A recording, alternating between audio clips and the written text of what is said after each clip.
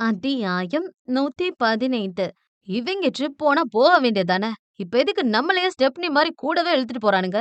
என்று எதேச்சையாக முன் சீட்டில் எட்டி பார்த்த விக்கி விழிகள் அதிர்ச்சியுடன் விரிந்தது. அங்கே மாறன் மடியில் சினிமா டைப்பில் ரொமான்டிக் போஸில் அமர்ந்திருந்தாள் மீனாட்சி. அவளுக்கு ஒன்றும் அப்படி அமர ஆசை இல்லை. ஆனா என்னப்பா பண்றது? இடம் இல்லையே. ஆனா இதுல யாருக்கு சந்தோஷமோ இல்லையோ, நம்ம மாறனுக்கு டபுள் சந்தோஷம். தென்னில படுத்தவனுக்கு திடுக்குன்னு வந்துச்சா யோகம்ங்கிற மாதிரி, இத நம்ம மாறனே எதிர்பார்க்கல. அப்படி என்னதான் நடந்துச்சுன்னு கொஞ்சம் ப்ளேபேக் பண்ணி பாப்போமா? பொதுவாவே பின் சீட்ல சின்ன பசங்களா இருந்தா ஒரு 4 பேரும், பெரியவங்க 3 பேரும் உட்காரலாம். எல்லாத்தையும் எடுத்து வச்சுட்டு வந்து கதவ திறந்த மீனாட்சிக்கு ஒரே ஷாக். அவளுக்கு இடமே இல்லாம, எழில், அவ புருஷன், கடைசியா நம்ம மாறன் சாரும் உட்கார்ந்துட்டாங்க. இதுல எழில் வேற கர்ப்பிணியா இருக்கா. இந்த சமயத்துல அவள் கோவில் போக்கூடாது தான். ஆனா நான் கார்ல இருந்துக்கிறேன். ஆனா வருவேன்னு அடம் பிடிச்சு வர்றா. மீனாட்சிக்கு அங்க இடமே இல்ல. அவ என்ன காருக்கு மேலே உட்கார்ந்து வருவா? நான் எங்க உட்கார்றது? ஓர கண்ணால் மாறனை பார்த்தபடியே கேட்டாள். இவர்கள் பேசுவதை மற்ற ஜோடிகள் கேட்டால் தானே. அவர்கள்தான் வேறு மோன நிலையில் இருந்தார்களே. ஆ, என் மடியில தான் என்று சாதாரணமாக சொன்னவன் தோள் குலுக்கிக் கொண்டான். என்ன என்பதைப் போல் அவனை முறைத்து பார்த்தாள் மீனாட்சி. முறைச்சு பார்க்க ட்ரை பண்ணான்னு சொல்லிக்கலாம். அட நிஜமா தான் சொல்றேன். பாரு இடமே இல்ல. என்று இருக்கையை கை காட்டினான். உண்மைதான். மீனாட்சியும் எட்டி பார்த்தாள். சரி, முன்னே சென்ற காரில் சேர்ந்து கொள்ளலாம் என்றால் அது கிளம்பி விட்டது. என்ன செய்வதென்றே தெரியாமல் சேலை முந்தானையை திருவினாள் குழப்பமாக. எனக்கு பெரிய மனசு என்றான் மீசை முறுக்கி விட்டபடி. என்ன? அதுதான் என் மனசுல மட்டும் இல்லாம மடியில இடம் தரனே என்றான் குறும்பாய் சிரித்து. அவள்தான் உதட்டை அங்கும் இங்கும் சிலுப்பிக் கொண்டாள். ஆனா டீச்சர் அம்மாவுக்கு தான் மனசுல மட்டும் இல்ல, மடியில உட்கார கூட மனசில்ல என்றான் ரகசியமாக. இந்த கேப்பில் பாரி வேறு 3 முறை ஹாரன் அடித்து விட்டான், காரை எடுக்க வேண்டும் என்று. இப்பொழுது பெண்ணவளுக்கு வேறு வழியே இல்லை. காரில் ஏறியாகத்தான் வேண்டும். சேலை பிடித்தபடி காரில் கால் வைத்து ஏறியவள் மாறன் மடியில் அமர்ந்தாள். மாறன் கதவை மூடியபடி அவளுக்கு மட்டும் கேட்கும்படி கொஞ்சம் ரகசியமாக சொன்னான். கொஞ்சம் கூடிருச்சு என்று. மீனாட்சி பட்டென்று திரும்பி பார்த்தாள். வெயிட் என்றான் குறும்பாக.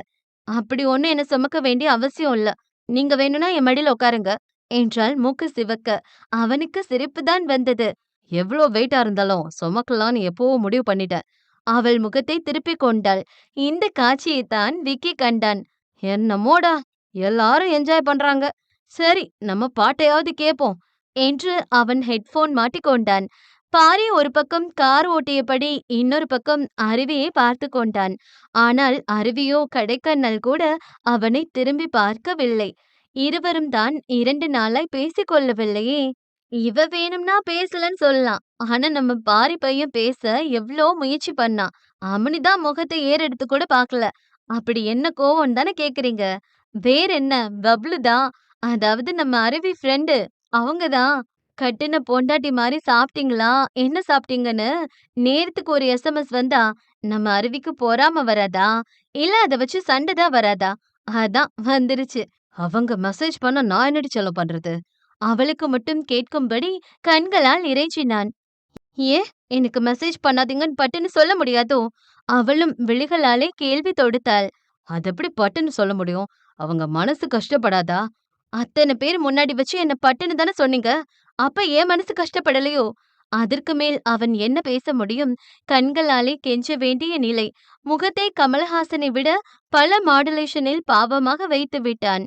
ஆனால் அவள்தான் மனம் இறங்க தயாராக இல்லையே. இதெல்லாம் இப்படி இருக்க, இங்கே கடைசி சீட்டில் திரு திருவென்று முழித்தபடி அமர்ந்திருந்தான் பாண்டி. அன்று அவள் அந்த வார்த்தை சொன்னதோடு சரி. அத்துடன் அவள் பக்கம் கூட திரும்பவில்லை. பாண்டி நிச்சயம் இன்று கனிமொழியும் வருவாள் என்று தெரிந்துதான் அவன் வரமாட்டேன் என்றான். ஆனால் நீயும் எங்களில் ஒருவன் என்று என்னமோ எல்லாம் டயலாக் பேசி அவனை வரவைத்தது மாறன்தான். நான் வரமாட்டேன்னு அப்பவே சொன்னேன். இந்த மாறன் கேட்டாதானே. இப்ப பாரு, இவ என்னமோ குறுகுறுன்னு பாக்குறா என்று ஓரமாய் தள்ளி உட்கார்ந்தாலும் அவனை உரசிக்கொண்டே வந்து அமர்ந்தாள் அவள். விக்கி ஹெட்செட் போட்டு கண் மூடியிருந்ததால் இந்த சம்பவம் அவனுக்கு தெரியாது என்று எண்ணிக்கொண்டான். யோ, இப்ப எதுக்கியா தள்ளி தள்ளி போற? அவனுக்கு மட்டும் கேட்கும்படி குசு குசுவென்று பேசினாள். உனக்கு என்ன பிரச்சனை? நீதான் பிரச்சனை. ஏன் விலகி போற? என்று அவன் தொடையில் கிள்ளினாள். ஆ! என்று வாயை பொத்தியவன் அவளை முறைத்துப் பார்த்தான். நீ பண்றது கொஞ்சம் கூட சரியில்ல. பொட்ட பிள்ளை மாரி ஒழுக்கமா நடந்துக்கோ. ஓஹோ! நீ வேணா எப்படி நடந்துக்கணும்னு கத்துக்குடு. அவன் முகத்தை திருப்பிக் கொண்டான். கால்ல அடிபட்டுச்சே, இப்ப எப்படி இருக்குன்னு ஒரு வார்த்தை அக்கறையா கேட்டியா? பாண்டி மெல்லமாய் அவளை திரும்பி பார்த்தான். சரியாயிடுச்சா? ஆமா, ரொம்ப தான் அக்கறை. இத கூட நான் சொல்லி தான் நீ கேக்குற. நீ என்ன பார்க்க வருவ. அட்லீஸ்ட் ஒரு ஃபோன் பண்ணியாவது கேப்பன்னு எதிர்பார்த்தேன். நிஜமா என் மேல உனக்கு அக்கறையே இல்லையா? பாண்டி பதில் பேசாமல் அவளை தவிர்த்தான். கனிமொழி முகமே மாறியது. அதே சமயம் முன்னாடி உட்கார்ந்திருந்த ஜோடிகள் காரிலே ரொமான்ஸ் மூடில் இருந்தனர். அட பாவிங்களா! கோவிலுக்கு போறேன்னு சொல்லிட்டு என்ன நலும்பு பண்றாங்கன்னு பாருங்க. மீனாட்சியோ அவன் மடியில் அமர்ந்து அங்குமிங்கும் நெளிந்து கொண்டிருந்தாள். என்னடி உனக்கு பிரச்சனை? மீனாட்சி எதுவும் சொல்லவில்லை. அமைதியாகி விட்டாள். மாறன் அர்த்தமாய் சிரித்துக் கொண்டான். எப்படி அவளால் சொல்ல முடியும்? அந்த படவாதான் கையை வைத்துக்கொண்டு சும்மா இல்லாமல் அவள் மெல்லிடையில் கோலம் போட்டுக் கொண்டிருந்தானே. கையெடுங்க. அவனுக்கு மட்டும் கேட்கும்படி சத்தமில்லாமல் தான் சொன்னாள். பக்கத்தில்தான் எழில் உறங்கிக் கொண்டிருந்தாள். அவள் மட்டும் பார்த்தால் சங்கடமாயிருக்காதா அவளுக்கு? வண்டி கிளம்பும் பொழுதே விளக்கை அணைத்து விட்டார்கள். இது இன்னும் அந்த கேடி பயலுக்கு வசதியாகி போனது போலும். அவள் மெல்லிடையில் வலம் வந்த கேடியின் கைகள் அவள் அங்க வளைவுகளை துல்லியமாக அளந்து கொண்டிருந்தது. பெண்ணவள் கண்கள் அதிர்ச்சியுடன் விரிய பட்டென்று அவன் கரத்தின் மீது தன் கரத்தை வைத்து பிடித்து கொண்டாள். நீங்க பண்றது கொஞ்சம் கூட சரியில்ல. அவனுக்கு மட்டும் கேட்கும்படி ரகசியமாக சொன்னவளுக்கு சொல்ல முடியா ஒரு உணர்வு. வாய் வார்த்தையாக சொல்லிவிட்டால் விலகிக்கொள் என்று. ஆனால் ஆசை ஆசையாக விரும்பிய காதலன், கரம் பிடித்த கணவன் இத்தனை அருகில் அட்டகாசம் பண்ணும் பொழுது, அவளை சீண்டி பார்த்து ஏங்க வைக்கும் பொழுது, அவளும் எப்படி அவனிடம் உருகாமல் இருக்க முடியும்? அப்படியா? அந்த வார்த்தையில் அப்படி ஒரு வசீகரம். பேச்சிலே மயக்கிவிடும் கெட்டிக்காரன் தான் அவன். எப்பொழுது போய் இறங்குவோம் என்றாகிவிட்டது பெண்ணவள் நிலை. அந்த கண்ணாடியில் தலை சாய்த்து குழந்தை போல் உறங்கிக் கொண்டிருந்தவளை ரசிப்பதா, இல்லை சாலையில் கவனம் செலுத்துவதா என இரண்டுக்கும் மத்தியில் போராடிக் கொண்டிருந்தான் பாரிவேந்தன். சும்மாவே அவள் அத்தனை அழகு. இதில் கர்ப்ப காலமும் சேர்ந்து பெண்ணவளை பல மடங்கு மெருகூட்டி காட்டியது. அவளை ரசிக்க இரண்டு கண்கள் போதாமல் அந்த கடவுளிடம் வரம் கேட்கும் நிலைக்கு ஆளாக்கிவிட்டாள் அந்த பொல்லாத அழகி. மீனாட்சியால் அந்த சேட்டை பிடித்த மாறன் செய்யும் இம்சைகளை தாங்க முடியவில்லை. பாடாய் படித்து விட்டான் அவளை. தூங்க மாட்டீங்களா? கோபமாய் இல்லாவிடினும் அவன் தூக்கம் கெடுத்த கடுப்பில் கேட்டவளுக்கு, அவள் தூக்கம் கெடுத்த கடுப்பில் கேட்டவளுக்கு, இப்படியே இந்த நிலை நீடித்தால் எங்கே அவனிடம் விழுந்து விடுவோமோ என்ற பயம்தான். தூக்கம் வரலையே என்றவன் அவளை இடையோடு சேர்த்து இறுக்கி அணைத்து கொண்டான்.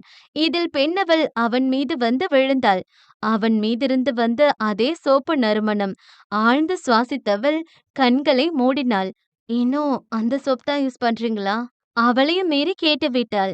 எனக்கு சோப்பு போட்டு விட்டத மறக்கலையோ? அவள் கழுத்து வளைவில் முகம் புதைத்தபடி கேட்டான். காருக்குள் இருள் பரவி கிடந்ததால் இதையெல்லாம் யாரும் பார்த்திருக்க வாய்ப்பில்லை. அப்படி பார்த்தாலும் அவனுக்கு ஒன்னும் பிரச்சனை இல்லை. என் பொண்டாட்டி கூட நான் ரொமான்ஸ் பண்ணா உங்களுக்கு என்னடா பிரச்சனை? அப்படின்னு பட்டுன்னு கேட்டுப்புடுவான். எப்படி அவளால் அதையெல்லாம் மறக்க முடியும்? என்ன நெருங்கி வந்து உன் மூச்சு காத்து என் முகத்தோடு முகம் உரசி என் இடுப்ப புடிச்சு கிள்ளி என்ன பிடிக்கலன்னு கேட்டியே, ஞாபகம் இருக்காடி டீச்சர் அம்மா? அவன் வசீகரத்துக்குள் மயங்கி கிடந்தாள் அந்த பேதை. எப்படி அதையெல்லாம் அவளால் மறக்க முடியும்? ஏன்டா என்ன பிடிக்கலன்னு கேட்டியே, ஞாபகம் இருக்காடி? அவள் இதழ் மெல்ல விரிந்தது. அவன் பின்னாடி காதலியாக அல்ல, ஒரு பைத்தியக்காரி போலத்தானே அவள் சுத்தி திரிந்தாள். அப்பெல்லாம் உன் இடுப்ப புடிச்சு சொவத்தோட அணைச்சு என்ன உருக்கி பாக்குற அந்த ஆழமான கண்ண பார்த்து பட்டுன்னு சொல்ல தோணும். டீச்சர் அம்மா, உன்னை எனக்கு ரொம்ப பிடிக்கும்டி. என் தங்கச்சிக்கு அப்புறமா நான் அதிகமா பாசம் வச்ச பொண்ணு நீ தாண்டி. உன்னை யாருக்கும் விட்டு கொடுக்காம நானே இறுக்கி பிடிச்சுக்கணும். நைட்டு உன் கையால சாப்பிட்டு உன்னை இறுக்கி கட்டி பிடிச்சு தூங்கணும். உனக்கு வலிக்காத மாதிரி உன் காலை மெல்லமா புடிச்சு விடணும். நீயும் நானும் சேர்ந்து அன்னைக்கு என்னென்ன நடந்துச்சுன்னு ஒண்ணு விடாம பேசி பரிமாறிக்கணும். நம்மகிட்ட என்ன இருக்கோ அத வச்சு சிக்கனமா சந்தோஷமா வாழணும். நம்மள மாதிரியே அழகா 2 குழந்தை பெத்துக்கணும். அவங்கள பாசம் கொட்டி வளர்க்கணும். அவங்கள நல்லா படிக்க வச்சு கல்யாணம் பண்ணி குடுத்ததும், நம்ம முடியெல்லாம் நரைச்சு போகும்போது கூட விட்டு குடுக்காம, சந்தோஷமா கை கோத்து நடக்கணும். காதல் மாறாம, உன் மடியில நானும், என் தோள்ல நீயும் சாஞ்சு, அப்படியே நம்ம வாழ்க்கை முடியணும்னு அவ்ளோ ஆசை இருக்குடி. காதல் சொட்ட சொட்ட பேசினான். பெண்ணவள் மூச்சு விடவும் மறந்து அதை வெளியகலாமல் கேட்டுக்கொண்டிருந்தாள். எவ்வளவு காதலை மனதுக்குள் கொட்டி வைத்திருக்கிறான் அந்த கள்வன்! ஆனால் ஏன் இத்தனை நாட்களாக தன்னை கண்டு விலகி சென்றான்? ஒரு நாள் கூட தன் மீதிருக்கும் அன்பை வெளிக்காட்டிக் கொள்ளாமல் இருந்தான் என்ற கேள்விதான் அவளுக்குள். அதற்கும் அவனே பதில் சொன்னான். ஆனா ஒவ்வொரு முறை நான் உன்னை நெருங்கி வரும்போதும் எனக்குள்ள இருக்க தாழ்வு மனப்பான்மை நான் உனக்கு சரியானவன் இல்லைன்னு சொல்லும். உனக்கு படிச்ச மாப்பிள தான் சரியான ஜோடின்னு சொல்லும். அதனாலே எனக்குள்ள இருக்கிற மொத்த ஆசையையும் குழி தோண்டி புதைச்சிட்டு உன்னை விட்டு விலகி போனேன்டி. உனக்கு ஒரு விஷயம் தெரியுமா? என் அம்மாவுக்கு அப்புறம் என் மேல இவ்ளோ அக்கறை காட்டுனது நீதான். உன்னை பாக்குற ஒவ்வொரு நிமிஷமும் என்னமோ தெரியல, என் அம்மாவும் அப்பாவும் என் கூடவே இருக்க மாதிரி தோணும் என்றான் காதல் சொட்ட சொட்ட. உண்மையாகவே அவன் மனதில் இருக்கும் மொத்த காதலையும் கொட்டி தீர்க்கிறான். ஒருவேளை இது கடவுளாக அமைத்து கொடுத்த வாய்ப்போ என்னவோ! வேறு மாதிரியான சூழ்நிலையாக இருந்திருந்தால் இத்தனை பொறுமையாக இதை கேட்டிருக்க மாட்டாள். ஆனால் இப்பொழுது அதை தவிர அவளுக்கு வேறு வழியும் இல்லை. அதனால்தான் மொத்தமாக கொட்டி தீர்க்கிறான் அவன். அத்தியாயம் 116. எப்ப எந்த வண்டியில போனாலும் லாஸ்ட் சீட்டு கொஞ்சம் டேஞ்சர் தான்ப்பா. கழுத்து வரைக்கும் சாப்பிட்டு போனா 10 பைசா செலவில்லாம மொத்தமா வாந்தியா வெளியே வர்ற அளவுக்கு வண்டி குலுங்குற குலுக்கு அப்படி இருக்கும். அப்படித்தான் இருந்துச்சு விக்கி நிலைமையும். என்னதான் ஜாலியா பாட்டு கேட்டு ட்ரிப்ப ஜாலியா போகணும்னு ஆசைப்பட்டாலும் அவன் தின்ன தீனி எல்லாம் வாய் வழியா வெளியே வர அளவுக்கு கொமட்டிக்கிட்டு வந்துருச்சு. அவன் அத கூட பொறுத்துக்குவான் போல. ஆனா இந்த லவ் ஜோடிங்க பண்ற அட்டகாசம் தான் அவனால தாங்கவே முடியல. ஆண்டவா! இவனுங்க இம்சைய என்னால தாங்க முடியலையே! சும்மா இருந்தவன சொரிஞ்சு விட்ட மாரி, நான் உண்டு என் வேலை உண்டுன்னு இருந்தேன். என்னைய புடிச்சு இழுத்துட்டு வந்து இந்த கருமத்தெல்லாம் பார்க்கணும்னு தலையெழுத்தா? பாரு, ஹனிமூன் போற மாரி என்ஜாய் பண்றானுங்க. எனக்கும் ஒரு ஜோடிய செட் பண்ணி விட்டிருந்தா, நான் ஏன்டா ஃபீல் பண்ண போறேன்? சரி, நமக்கு துணையா பாண்டி இருக்கான் என்று திரும்பியவன் கண்டது என்னவோ ஒட்டி உரசிக் கொண்டு பாண்டியும் கனிமொழியும் உறங்கும் காட்சியைத்தான். என்னடா நடக்குதுங்க? இந்த சம்பவம் எப்போ இருந்து? அன்னைக்கு மெடிக்கல் கூட்டிட்டு வரும்போது வெறும் உதவி மனப்பான்மைன்னு தானே சொன்னான். இன்னைக்கு என்னடா இப்படி ஒட்டி உரசி தூங்குறானுங்க? ஒருவேளை நமக்கு தான் தப்பா தோணுதா? என மண்டையை சொரிந்து கொண்டவனுக்கு இன்னொரு பக்கம் குமட்டிக் கொண்டு வேறு வந்தது. இத்தனை பிரச்சனை ரொமான்ஸுக்கு மத்தியில் நல்லபடியாக கோவில் வந்து சேர்ந்துருச்சு மொத்த குடும்பமும். முதல்ல வந்தது பழனிக்கு தான். அருவியாலையும் எழிலாலையும் படியேற முடியாதுன்னு கார்லயே வெயிட் பண்ணிட்டாங்க. மத்தவங்க ஸ்பெஷல் தரிசனம் எல்லாம் முடிச்சு கீழ வர மதியம் ஆயிடுச்சு. ஒரு நல்ல ஹோட்டலில் வண்டியை நிறுத்தி உண்டவர்கள் அடுத்து மதுரையில் இருக்கும் திருத்தணி நோக்கி பயணித்தார்கள். இந்த முறை உஷாராக பின்னிருக்கையில் போய் தனியாக அமர்ந்து கொண்டாள் மீனாட்சி. மாறன் பேச பேச வெயிலில் வைத்த ஐஸ் கட்டி போல அவள் உருகிக் கொண்டிருக்கிறாள். இப்படியே சென்றால் ட்ரிப் முடிந்து வீட்டுக்கு செல்லும் முன்பே மனம் இறங்கி அவனுடன் காதல் மொழி பேசத் துவங்கி விடுவாள் போலும். மாறன் கடைசியாகத்தான் வண்டியில் ஏறினான்.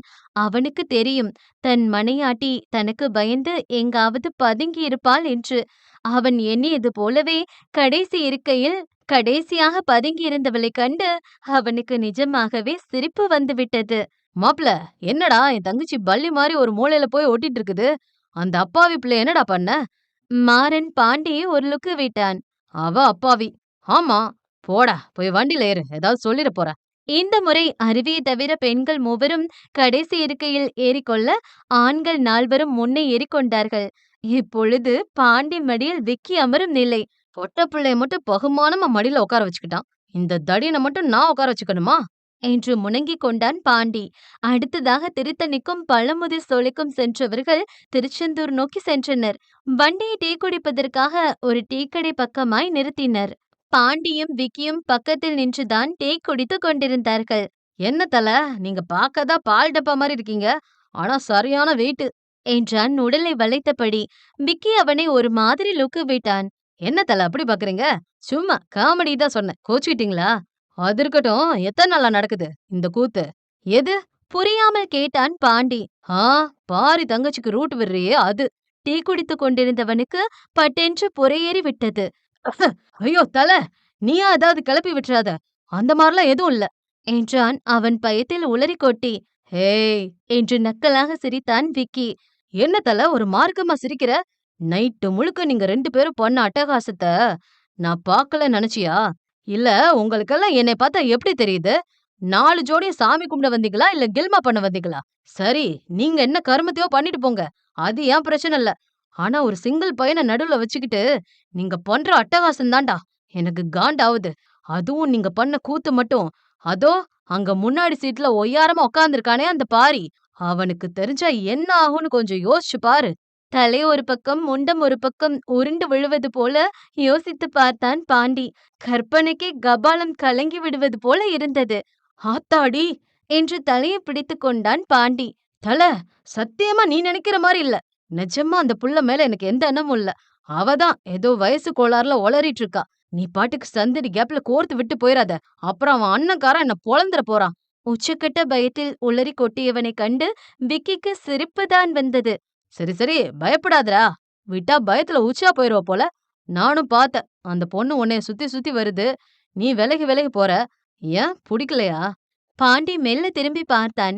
கனிமொழியும் அருவியும் சிரித்து சிரித்து பேசிக் கொண்டிருந்தார்கள். ஏனோ கள்ளம் கபடம் இல்லாத அந்த சிரிப்பில் அத்தனை அழகு. அதை பார்க்க பார்க்க திகட்டவில்லை அவனுக்கு. அந்த பிள்ளைய வேண்டான்னு சொல்ற தகுதி எனக்கு இல்ல தல. இந்த மாதிரி பொண்ணுங்களுக்கெல்லாம் நான் ஆசைப்படவே கூடாது. நான் யாரும் இல்லாத அனாதையா, படிப்பறிவு இல்லாதவன், இப்படி எவ்வளவோ சொல்லிட்டு போலாம். ஆனா அந்த பிள்ளை அப்படியா? அந்த பிள்ளைக்கு அவ வீட்ல ராஜா மாதிரி மாப்பிள்ளை பாப்பாங்க. என்னவோ வயசு கோளாறுல என் பின்னாடி சுத்துது என்றான் விரக்தி புன்னகையை உதிர்த்தபடி. விக்கி பாண்டியின் தோளில் தட்டி கொடுத்தான். நீயும் நல்லவன்தாயா. நீ நினைச்சிருந்தா அந்த வாய்ப்பை பயன்படுத்தி அந்த புள்ளைய எப்படி வேணாலும் யூஸ் பண்ணிருக்கலாம். ஆனா அந்த பொண்ணுக்கு நல்ல வாழ்க்கை அமையணும்னு ஒதுங்கி போற பாத்தியா? எனக்கு என்னமோ அந்த பொண்ணு தப்பான பையனை சூஸ் பண்ண மாதிரி தெரியல என்றான். அப்போது விக்கிக்கு ஒரு முக்கியமான போன் கால் வந்தது. அந்த பக்கம் வந்த தகவலை கேட்டு அவன் கண்கள் அதிர்ச்சியுடன் விரிந்தது. உறுதியா தெரியுமா? அந்த பக்கம் என்ன சொல்லப்பட்டதோ. சரி, பேமெண்ட் அனுப்பி வைக்கிறேன் என்று போனை அணைத்து விட்டான். இந்த விஷயத்தை எப்படி பாரியிடம் சொல்வது என்று கையை பிசைந்து கொண்டவனுக்கு குழப்பம் கூடிக் கொண்டது. சேந்தனும் துரைசிங்கமும் சற்று தள்ளி நின்று ரகசியமாக பேசிக் கொண்டார்கள். சேந்தனுக்கு இன்னொரு பெரிய தகவல் கிடைத்திருந்தது. என்னடா சொல்றீங்க? இது உண்மைதானா? இல்ல ஒழுங்கா விசாரிக்காம ஒளறி கொட்டுறீங்களா? பொய்ன்னு தெரிஞ்சா உங்களை கொன்னுடுவேன். ஐயா, என் புள்ளைங்க மேல சத்தியம். அது அவங்கதான் என்றான் மறுபக்கம் பேசியவன். என்ன ஆதாரம்? உங்களுக்கு ஒரு போட்டோ அனுப்பி வச்சிருக்கேன். சேந்தன் அவர் போனை எடுத்து பார்த்தார். அதில் வாட்ஸ்அப்பில் ஒரு புகைப்படம் வந்திருந்தது. அதை கண்டதும் அவர் சந்தேகம் உறுதியானது. துரைசிங்கம் இருக்கையில் அமர்ந்து கண் மூடியிருந்தார். பெரியப்பா, சேந்தனின் அழைப்பை கேட்டு அவர் மெல்ல கண் விழித்தார். என்ன, தேவி பசங்களை கண்டுபிடிச்சாச்சு. துரைசிங்கம் அவசரமாய் கீழே இறங்கினார். என்னடா சேந்தா சொல்ற? எப்படி? பாரிக்கிட்ட இருக்க நம்ம பரம்பரை செயின அவன் யார்கிட்ட இருந்து வாங்கினான்னு விசாரிக்க சொன்னீங்கல்ல? ஆமா, அவன் கிடைச்சிட்டானா? அவ இல்ல பெரியப்பா, அவ என்று அந்த போனில் இருந்த புகைப்படத்தை சிங்கத்திடம் காட்டினான். அதில் பாரி அருவியிடம் இருந்து செயினை வாங்கும் காட்சி இருந்தது. இது அருவியோடது. நம்ம தேவிய கொன்ன அன்னைக்கு நம்ம கிட்ட இருந்து தப்பிச்சு ஓடுனது வேற யாரும் இல்ல, அவங்கதான். அவங்கதான் தேவியோட பிள்ளைங்க. அருவியும் என்றவர் மேற்கொண்டு சொல்லும் முன் இன்னொரு பெயரை உச்சரித்தது அவர்களுக்கு பின்னே இருந்த குரல். மாறன், இளமாறன் என்று. இருவரும் திடுக்கிட்டு திரும்பி பார்த்தார்கள். அங்கே மீசையை முறுக்கி விட்டபடி ஒரு காலை தரையில் ஊன்றி இன்னொரு காலை காரில் வைத்து கெத்தாய் நின்று கொண்டிருந்தான் மாறன். சிங்கமும் சேந்தனும் ஒருவரை ஒருவர் பார்த்து கொண்டனர். என்ன மாம்ஸ், மைடிய தாத்தா, ஷாக்கிங் தாங்க முடியலையோ? இத்தனை வருஷத்துக்கு அப்புறம் ஒரு வழியா கண்டுபிடிச்சிட்டீங்க போல. ஆனா என்னாலதான் உங்க முகரக்கட்டைய மறக்கவே முடியல என்றான் நக்கலாய் சிரித்து. ஏய் என்று கர்ஜனை செய்தார் சிங்கம். ஏய் ஷ், பொது இடத்துல இப்படிலாம் கத்தக்கூடாது. அதுவும் நீங்க அக்மார்க்கு நல்லவன் நம்புற உங்க ஃபேமிலி முன்னாடி. நோ நோ என்றான் நக்கல் சிரிப்புடன். சிங்கமும் அப்பொழுதுதான் கவனித்தார் அவர் மொத்த குடும்பமும் பக்கத்தில் நிற்பதை. இப்ப உங்களுக்கு இல்ல இல்ல, உனக்கு வேற வழியே இல்ல. திருடனுக்கு தேல் கடிச்ச மாதிரி பொத்துக்கிட்டு தான் இருக்கணும் என்றான் சிறு வில்லத்தனத்துடன். ஏய், நான் யாருன்னு தெரியாம ரொம்ப திமிரா பேசிட்டு இருக்க. ஹஸ்கி வாய்ஸில் மிரட்டினார். ஏன் தெரியாம? கேவலம் கௌரவத்துக்காக பெத்த புள்ளையவே துடிக்க துடிக்க கொன்ன மொள மாதிரிதான் நீ. பிஞ்சு குழந்தைங்கன்னு கூட பார்க்காம எங்களையும் கொல்ல பார்த்த திருட்டு அயோக்கிய பயதான் நீ. உங்க சங்காத்தமே இல்லாம என் தங்கச்சிய நல்லபடியா வளர்க்கணும்னு என் அம்மாக்கு சத்தியம் பண்ணி கொடுத்ததால மட்டும்தான் உங்கள உயிரோட விட்டேன். இல்லைன்னா எப்பவோ உங்கள கருவறுத்திருப்பேன். சந்தோஷமா இருந்த எங்க குடும்பத்த என் கண்ணு முன்னாடியே துடிக்க துடிக்க கொன்ன உன்ன என் கையாலே கொல்லணும்னு ஒவ்வொரு நாளும் என் மனசு துடிக்கும். ஆனா அம்முக்காக மட்டும்தான் நான் அமைதியா இருந்தேன் என்று ஒரு எட்டு முன்னால் எடுத்து வைத்தவன், ஆனா எப்ப என் தங்கச்சிய கொல்ல ஆள் அனுப்புனியோ அந்த நிமிஷம் உன்னை போடணும்னு முடிவு பண்ணிட்டேன்டா என்றான் சிவந்த விழிகளுடன். சிங்கம் மற்றும் சேந்தன் முகம் மாறியது. அன்னைக்கு பார்க்கல அருவிய கொல்ல ஆள் அனுப்புனது நீதானு எனக்கு எப்பவோ தெரியும். இருந்தும் ஏன் நான் இன்னும் அமைதியா இருக்கேன்னு தெரியுமா என்று இன்னொரு எட்டு முன்னால் எடுத்து வைத்தான். ஏன்னா நீ யார அடுத்து உன் வாரிசு ஆக்கணும்னு முடிவு பண்ணியோ, யார இத்தனை வருஷமா ஆசை ஆசையா வளர்த்தியோ அவன் கையாலேயே உன்னை போட வைக்கணும் தான்டா. சிங்கமும் சேந்தனும் சிரித்தார்கள். அந்த கடவுளே வந்து நான் தான் அவன் பொண்டாட்டிய கொல்ல பார்த்தான்னு சொன்னாலும் என் பேரன் அதை நம்ப மாட்டான் என மீசையை முறுக்கி விட்டபடி சொன்னார் சிங்கம். அதே நேரம் படார் என்று விக்கியின் கன்னத்தில் பதிந்தது பாரியின் விரல்கள். விக்கி பாவமாய் கன்னத்தில் கை வைத்தபடி பாரியை நிமிர்ந்து பார்த்தான். நான் சொல்றது உண்மைதான் பாரி. அது உன் சித்தப்பா சேந்தன் தான். அவர் தான் ஆள் வச்சு அருவிய கொல்ல முயற்சி பண்ணிருக்கார். நிறுத்து. இன்னொரு வார்த்தை அவங்கள பத்தி தப்பா பேசுன உன்னை கொன்னு காக்காக்கு படையல் போட்டுருவேன். அவரு என் சித்தப்பா, என் குடும்பம். அவங்க எதுக்குடா ஏன் பொண்டாட்டி கொல்ல போறாங்க? ஒழுங்கா தெளிவா விசாரிச்சுட்டு வா. இல்லைன்னா அடுத்து பேச வாய் இருக்காது. உனக்கு தான் ஆபரேஷன் பண்ண கத்தி தேவை. எனக்கு கை மட்டும் போதும். செலவே இல்லாம குடும்ப கட்டுப்பாடு பண்ணிடுவேன் என்றான் மிரட்டுதலாய். ஆத்தாடி என்று இடுப்புக்கு கீழ் மறைத்து கொண்டவன் பட்டென்று ஒதுங்கி நின்றான். இவன் என்ன சொன்னாலும் நம்ப மாட்டேங்கிறான். ஆனா அந்த அடியாளு செட்டப்பு இவரதான் சொல்றா. இப்ப என்ன பண்றது என்று அப்பாவியாய் மொழித்தான் விக்கி. நக்கல் புன்னகை செய்த சிங்கமோ தெனாவட்டாய் ஒரு அடி முன்னால் எடுத்து வைத்து பேரனை நெருங்கி நின்றார். யாரு சொன்னாலும் என்ன சொன்னாலும் ஒரு நாளும் என் பேரன் என்னை சந்தேகப்பட மாட்டான். ஏன்னா அவனை அப்படி வளர்த்து வச்சிருக்கேன். சூரியன் மேற்குல தான் உதிக்குதுன்னு சொன்னாலும் அவன் நம்புவான். பாகிஸ்தானும் இந்தியாவும் பங்காளி நாடுன்னு சொன்னாலும் நம்புவான். ஏன்னா என் மேல கண்மூடித்தனமான நம்பிக்கை என்றார் திமிர் கலந்த பார்வையுடன். மாறன் இதழ் மெல்ல விரிந்தது. அப்படியா என்பதை போல மீசையை முறுக்கி விட்டவன் அவன் சட்டையிலிருந்து ஒரு தங்க காப்பை எடுத்து அவர் முன்னே காட்டினான். சிங்கம் கண்கள் விரிந்தது. இது யாரோடதுன்னு தெரியுதா? மறந்துட்டீங்களா? சரி, நான் வேணும்னா ஞாபகப்படுத்தவா? உங்க மூத்த மருமக சாந்தி, அதான் பாரியோட அம்மாவ துடிக்க துடிக்க கொன்னீங்களே, அப்போ அங்கேயே மறந்து விட்டுட்டு வந்துட்டீங்க என்றான் ஒரு மாதிரி தலை சாய்த்து சொன்னபடி. சிங்க முகம் அப்படியே மாறியது. அவங்க அம்மாவை நீங்க தான் கொன்னீங்கன்னு சொன்னாலும் அப்ப கூட அவன் நம்ப மாட்டானா என்ன? சிங்கம் பேச வார்த்தையின்றி அதிர்ந்து போய் நின்றார்.